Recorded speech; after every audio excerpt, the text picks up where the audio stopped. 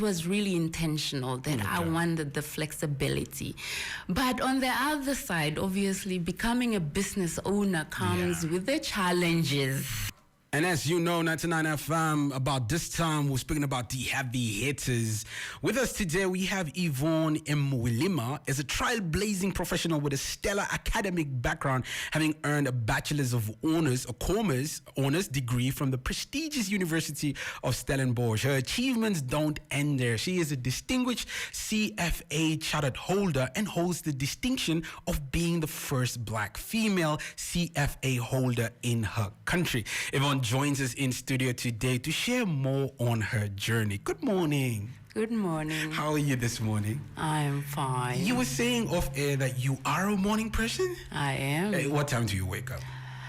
At 4, mostly. And that is just, as you were explaining, that's an internal clock. The body just gets up. It's an internal clock. So I'll tell you when it happened. Go ahead. When I was writing level 3, my daughter was born. Aha. Yes.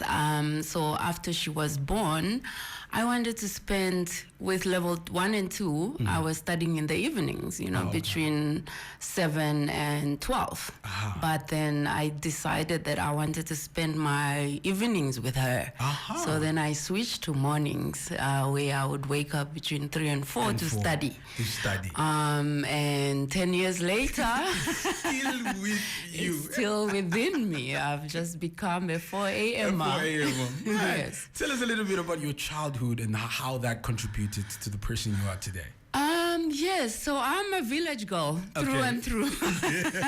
I schooled in the village in Ongenga, in Hangwena region, up until grade 7. So I'm as village as they come. I only came to Windhoek in high school in grade 8, in fact. So I grew up with my grandparents in the village. Yes. And how was that like? One of the things that I can very remember is hard work. My grandmother was a slave driver, I would say. She didn't let up. Put you to work. We worked.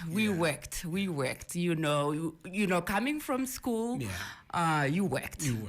That's all I remember is that we worked. You put in the work. Saturday morning, she says, you do not get out of bed after sunrise. Like, unless you are sick. You must be up before the sun. You must be up before the sun. Beautiful. So it was from dusk till dawn type of thing. And I remember we had a sort of a running joke that if you see her coming, you better stand up, because if she finds you sitting, then she's gonna give you something to do.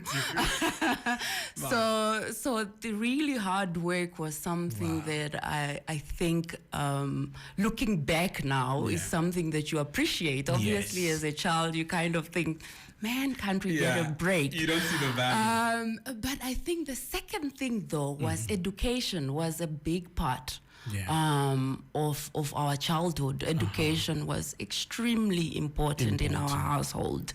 At night, for example, the timetable was, we did our worship, and then every night, Monday to Friday is that you study and you do your homework after worship. So that was a big thing. And then the nice thing was, I love studying during exams.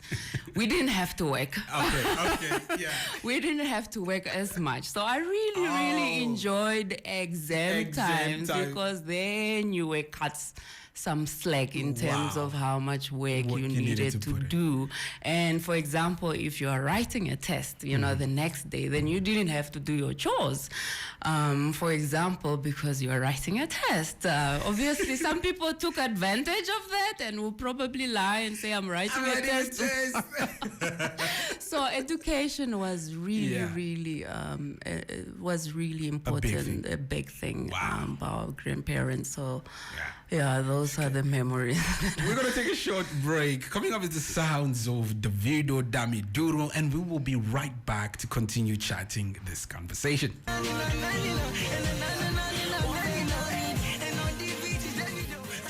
99 FM, your inspiration station. You're still listening to Mooks in the morning, and we're still chatting to Yvonne. With a career marked by excellence, Yvonne boasts a wealth of experience in the realm of portfolio management, financial analysis, and investment management. Her remarkable journey includes extensive tenure at esteemed institutions such as Old Mutual and RMB Asset Management. She's still in the studio here to chat with us. Can you briefly tell us what is it exactly you do?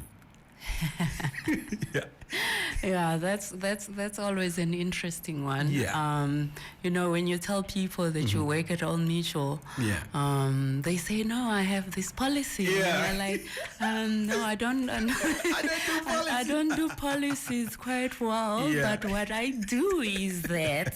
So this is how I explain it. Okay, give it to us.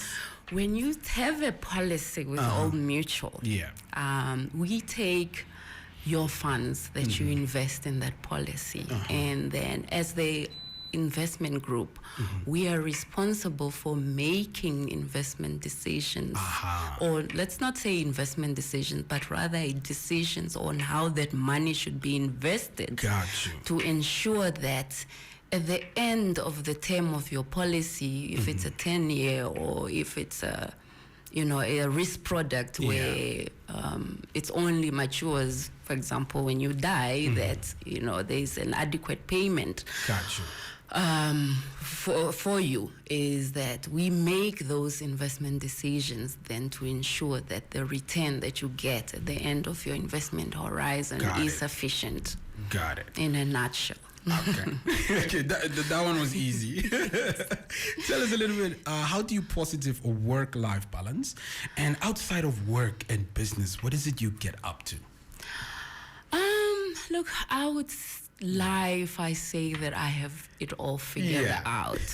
But what I can say that I think I am intentional. I have always been intentional about my work life balance, especially I think after becoming a mom. I realized that 8 to 5 for me isn't for me. It's not something that I want to do. I wanted to spend time with my kids. And part of starting Sisedi Investment Group was really to offer me that flexibility. I got you. To be able to, when your child is sick, you want to be there. You want to be at home, hugging them and cooking for them, and they want mommy. 100%. So that was really intentional that I wanted the flexibility. But on the other side, obviously, becoming a business owner comes with the challenges. Definitely. Where there is a very thin line between your work life and your home life, especially when COVID hit and now we have to work from home. So when do you find the balance? When do you find the balance? So you have to be very intentional about switching off from work and then switching back on. And it is work in progress. Some days are easier than others. When there's a deadline, you need to push. I got you. I remember very vividly we had a pitch, where me and the CEO, we worked through the night, until 4 a.m. I think we slept for 2 hours, and then we had to wake up again at 7 o'clock. So some days are easier than others, but there are some days when I can go home at 1 o'clock because I'm done. Nice. Then I get to spend the afternoon at home with the kids. Beautiful. I love being at home. I always joke that when COVID hit, I honestly didn't see a difference. Before COVID, home so during much. COVID, I love being home. I love being home. So, because of time, is there any leadership advice or business advice that you would love to leave to our listeners today? And any last words? I think really is, time is a valuable asset. It's a valuable commodity. And as a leader, as a manager, as a business owner, I think really identify what your core skills are and what you need to focus on, and outsource everything else that is not important or relevant to you running your business. And really stick to your core skills and to your core goals, and leave everything else to somebody else to do. Leave the accounting stuff, leave everything else to somebody else to manage, but really stick to your needs, to what you can do best. Thank you so much for coming through, man. Thank you for spending time with us and sharing words of wisdom with our listeners. I'm sure they do appreciate that. No, thank you. Have you heard it?